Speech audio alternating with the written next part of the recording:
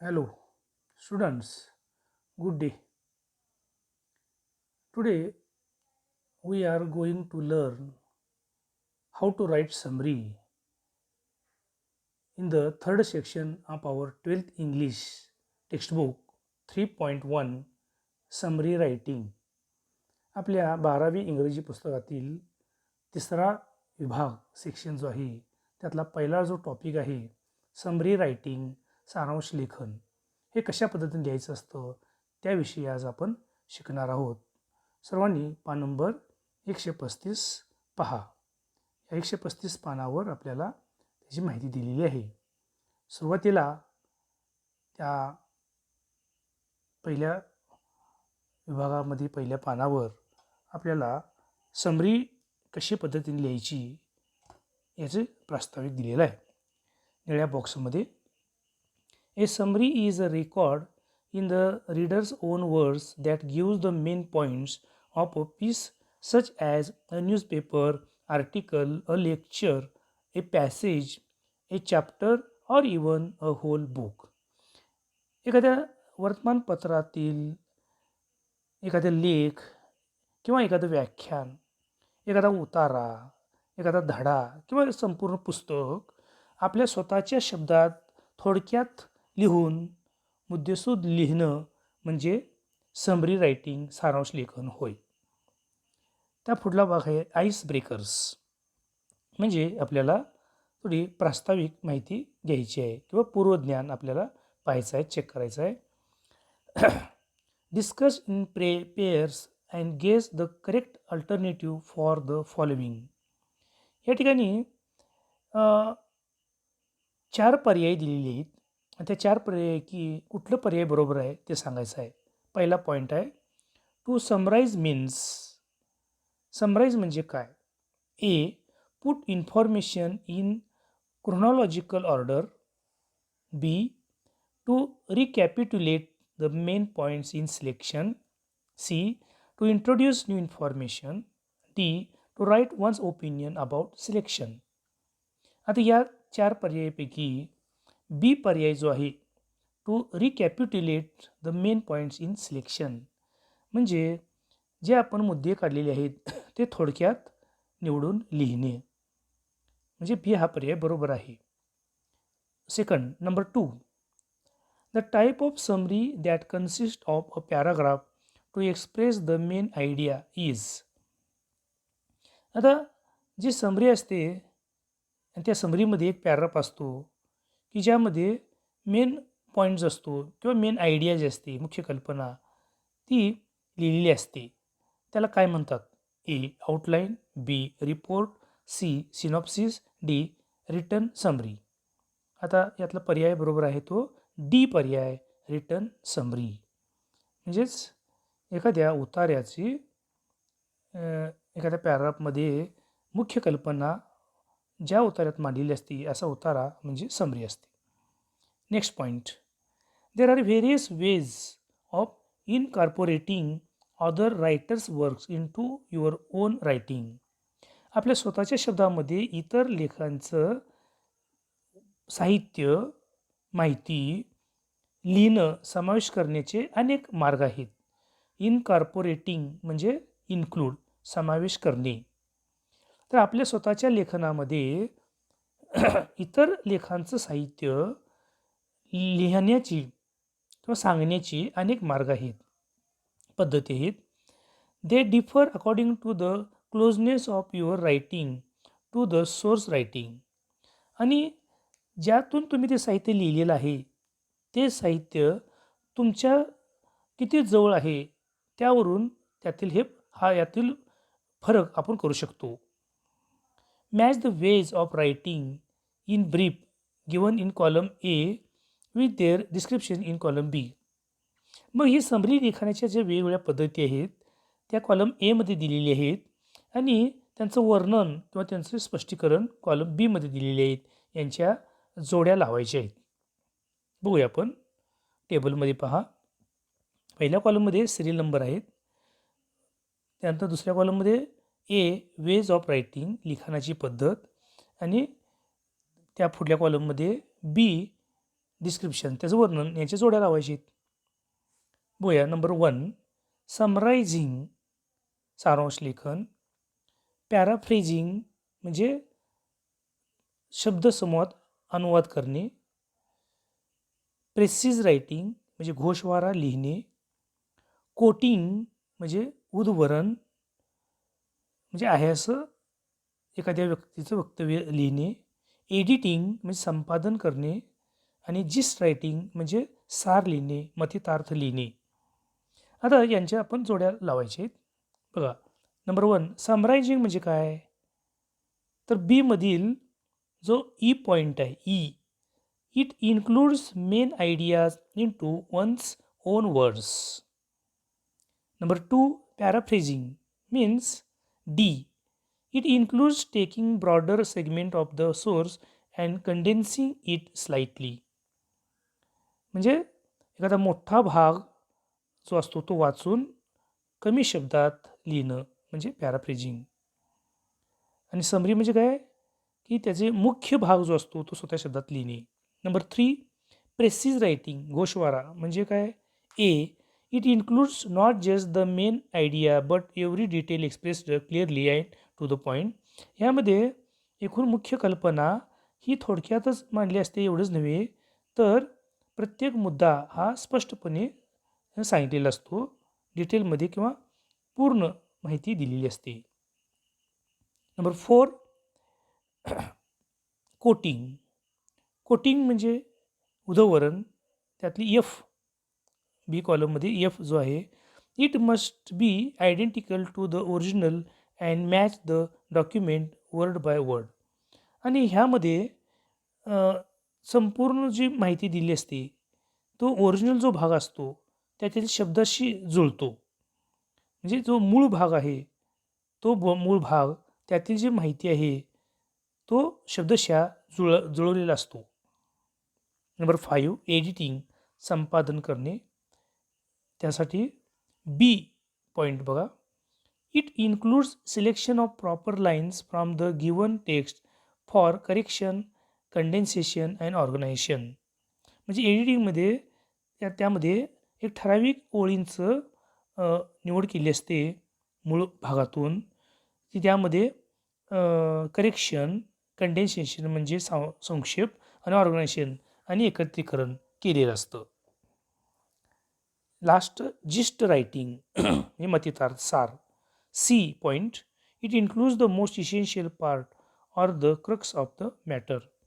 यामध्ये मतितारामध्ये अत्यंत महत्त्वाचा जो भाग असतो किंवा त्या माहितीचा जो काही मूळ भाग असतो तो दिलेला असतो.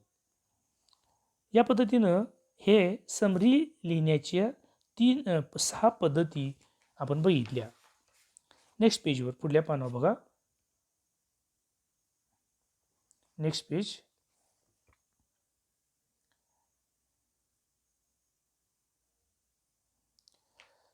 Brevity is the soul of wit असा एक पॅराग्राफ दिलेला आहे. समरी रायटिंग म्हणजे समरी रायटिंग कशा पद्धतीनं असतं त्याची माहिती इथं दिलेली आहे.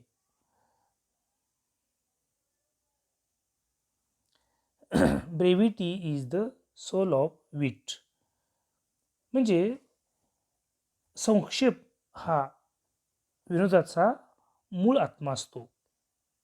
म्हणजे संक्षेप अतिशय कमी शब्दात मांडणी केलेली असते, त्यामध्ये तो अतिशय गाभा असतो. थोडक्यात संक्षेप हा या विनोदाचा मूळ गाभा असतो, कमी शब्दात मांडणी करणे.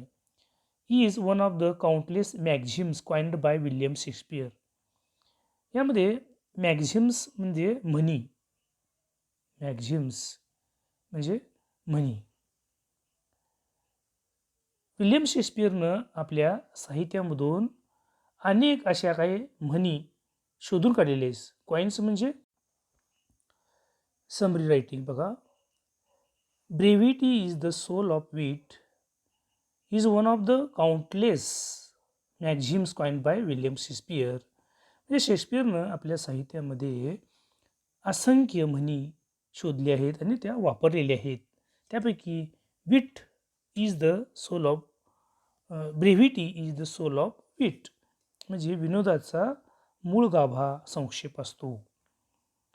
It is relevant to speaking as well as writing, म्हणजे हे बोलण्याबाबतच आणि बोलणे आणि लिहिणे याबाबतीत संबंधित असतं. Brevity or concision is the cutting out of unnecessary words while conveying an idea, म्हणजे ब्रेव्हिटी किंवा संक्षेप अँड कन्सिजन, म्हणजे दोन्ही शब्दाचा अर्थ एकच आहे.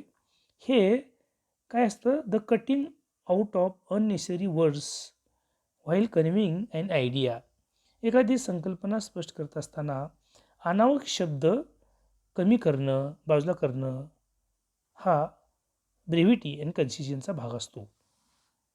It aims to enhance communication by eliminating redundancy without omitting important information.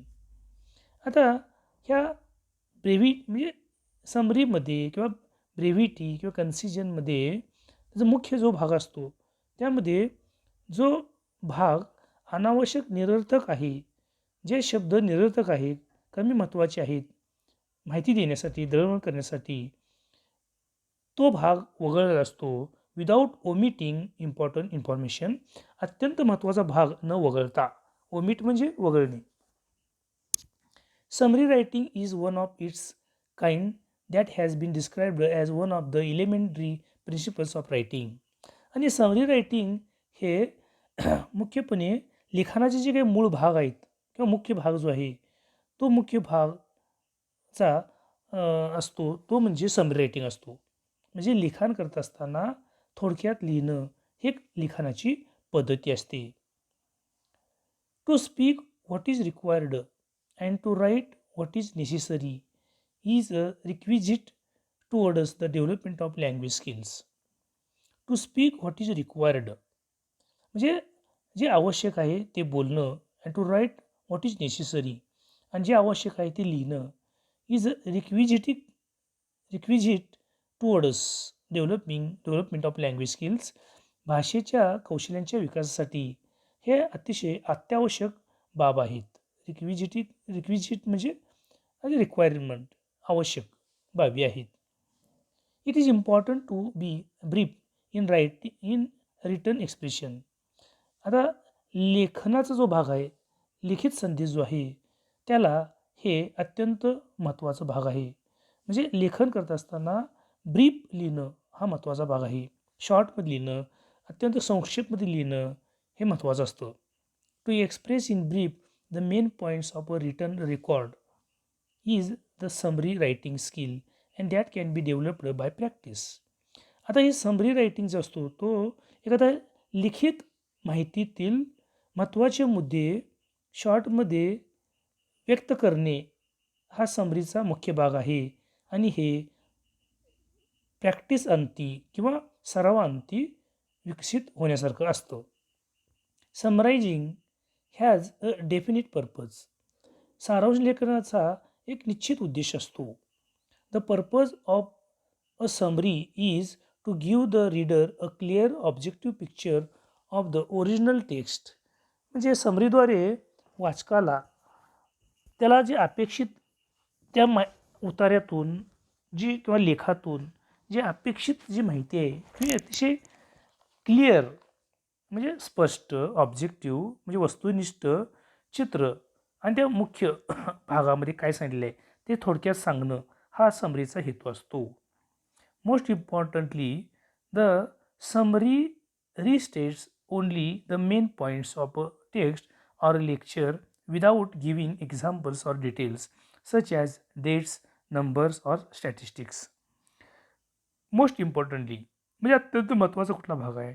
The summary restates only the main points of a text or lecture. एखाद्या व्याख्यानाचं किंवा एखाद्या उतार्याचं जे मेन पॉईंट्स पुन्हा सांगणे हे समरीमध्ये असतं. विदाऊट गिविंग एक्झाम्पल्स, कोणतंही उदाहरण न देता, ऑर डिटेल्स, स्पष्टीकरण न देता, such as dates, number, statistics, तारीख, संख्या किंवा आकडे न सांगता मुख्य उतार्यातील महत्त्वाची माहिती पुन्हा शॉर्टमध्ये सांगणं हा समरीचा मेन गाभा आहे. त्यानंतर पुढला भाग डूज ऑफ समरी रायटिंग. यामध्ये समरी रायटिंगमध्ये काय करायला पाहिजे, काय केलं जातं त्याची माहिती आहे. Dos of summary writing. Point number 1, read and read the passage. म्हणजे दिलेला उतारा पुन्हा पुन्हा वाचन करणे. अंडरस्टँड, समजावून घेणे, आकलन करणे. रीड द इन्स्ट्रक्शन्स, सूचना वाचणे. Find exactly what you need to summarise. त्या उतार्यातून तुम्हाला नेमके कशाचं सारांश लेखन करायचं आहे, कोणत्या मुद्द्याचं सारांश लिहायचं आहे ते समजून घेणे किंवा शोधणे. Identify the main idea through the process of asking questions. आणि प्रश्न विचाराच्या पद्धतीद्वारे, प्रक्रियेद्वारे तुम्ही उतार्यातून मुख्य मुद्दे शोधा. Form short sentence on your on. त्या प्रत्येक मुख्य मुद्द्याचं तुम्ही वाक्यात रूपांतर करा, छोट्या वाक्यात रूपांतर करा. Connect the sentences using linkers. आणि लिंकर्सद्वारे, जोड शब्दांद्वारे ती वाक्ये एकमेकाला जोडा. लिंकर्सद्वारे म्हणजे बरेच एखाद्या वाक्याच्या सुरुवातीला जे शब्द पाठीमागील मुद्द्याशी जोडण्यासाठी वापरले जातात त्या शब्दांना लिंकर्स म्हणतात. उदाहरणार्थ and, so that, as well as, after that, by this information, असे जे शब्द सुरुवातीला असतात म्हणजे मागील मुद्दा जो बोललेला आहे त्या मागील मुद्द्याचा पुढील मुद्द्याशी जोडण्यासाठी, ओळख होण्यासाठी, जोडण्यासाठी जे शब्द असतात त्यांना लिंकर्स म्हणतात. Next point, remove redundant words and sentences from the key sentences. आता तुम्ही जे वाक्य काढलेले आहात त्या वाक्यामध्ये जे निरर्थक शब्द आहेत किंवा जी वाक्य आहेत रिपीट झालेली ती काढून टाकायची आहेत. ओमिट डिटेल्स, ज्यादा स्पष्टीकरण असलेले शब्द काढून टाकायचे आहेत. अवॉइड युअर ओन इंटरप्रिटेशन, तुम्ही स्वतःचं कुठलंही स्पष्टीकरण द्यायचं नाही. म्हणजे स्वतःची ज्यादा माहिती किंवा एक्सप्लेनेशन कोणत्याही मुद्द्याचं द्यायचं नाही. उलट जे अनावश्यक माहिती आहे ती कमी करायची. Next points, don'ts of summary writing. आता जसं डूज ऑफ समरी रायटिंग म्हणजे समरी रायटिंग लिहित असताना, सारांश लेखन लिहित असताना काय करायचं ते पाहिलं. आता काय करायचं नाही ते बघूया. या ठिकाणी एक ट्री डायग्राम दिलेला आहे, म्हणजे वृक्ष आलेख दिलेला आहे. डोंट म्हणजे काय करायचं नाही. नंबर 1, इन्क्लूड म्हणजे तुम्ही कोणताही स्वतःचा मुद्दा इन्क्लूड करायचा नाही. नंबर 2, एक्सक्लूड म्हणजे कोणताही मुद्दा वगळायचा नाही किंवा महत्त्वाचा मुद्दा वगळायचा नाही. ॲड, ज्यादा माहिती ॲड करायची नाही, भर घालायची नाही. कॉमेंट, कोणताही तुमचा मुद्द्यावर तुमची कॉमेंट लिहायची नाही, स्वतःचं ओपिनियन, मत लिहायचं नाही. गिव्ह एक्झाम्पल्स, कोणतंही उदाहरण द्यायचं नाही. त्या समरी रायटिंग लिहिताना एखादी संकल्पना असेल तर त्या संकल्पनेचं समजून सांगण्यासाठी उदाहरणं द्यायची नाहीत. आता यासाठी अशा पद्धतीनं हे डूज अँड डोंट्स आपण पाहिलो. आता या ठिकाणी पुढल्या भागामध्ये पान नंबर 136 आणि 137 तुम्हाला या ठिकाणी एक उदाहरणासाठी समरी रायटिंग कशी लिहायची त्यासाठी एक उतारा दिलेला आहे. ह्या उतार्यामध्ये एक विषय घेतलेला आहे आणि त्या विषयामध्ये म्हणजे लर्निंग डिसॅबिलिटी म्हणजे मतिमंदपणा, अध्ययन मतिमंदपणा किंवा कशा पद्धती विकलांगपणा असतो, त्यामध्ये कशा पद्धतीने शिक्षण घेतलं जातं किंवा त्यामध्ये काय असतं त्याची माहिती दिलेली आहे. तो उतारा आहे. आता त्याची आपल्याला समरी बघायची आहे. पान नंबर 137 बघा. पान नंबर 137 त्यामध्ये जो भाग इथं दिलेला आहे समरी रायटिंग त्या उतार्याची, त्याचे काही मुद्दे लिहिलेले आहेत बघा. Use the following steps for summary writing.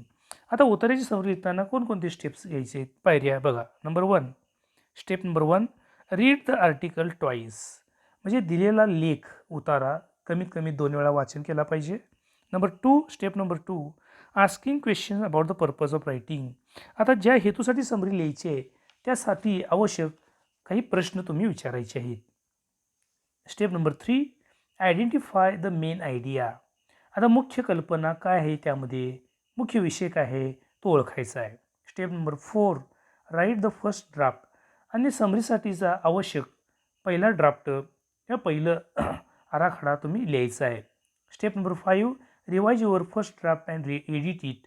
आणि पहिला जो तुमचा आराखडा तुम्ही समरीसाठी लिहिलेला आहे, काही समरी लिहिलेली आहे तो तुम्ही पुन्हा रिवाईज करायचा आहे आणि एडिट आणि संपादन करायचं आहे. म्हणजे त्यातला कोणता भाग आवश्यक आहे, कोणता नको आहे तो बघायचा आहे, निवडायचा आहे. आणि step number 6, write the final draft. आणि शेवटचा ड्राफ्ट म्हणजे लेख किंवा लेखन तुम्ही करायचं आहे. आता इथं जो उतारा दिलेला आहे मूळ भाग आणि त्याची समरी दिलेली आहे. लर्निंग डिसॅबिलिटी म्हणजे अध्ययनातील मतिमंदपणा, हँडल विथ केअर आणि काळजीनं सांभाळणे किंवा हाताळणे याची समरी इथे पॅरामध्ये लिहिलेली आहे. म्हणजे मूळ उतारा पान नंबर 137 जो आहे त्याचीच समरी इथं पान नंबर 138 दिलेली आहे.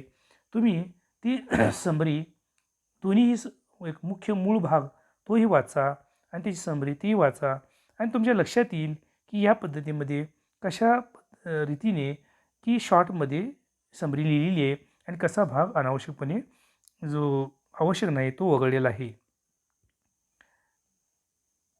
आज आपण इथंच थांबूया. नमस्कार.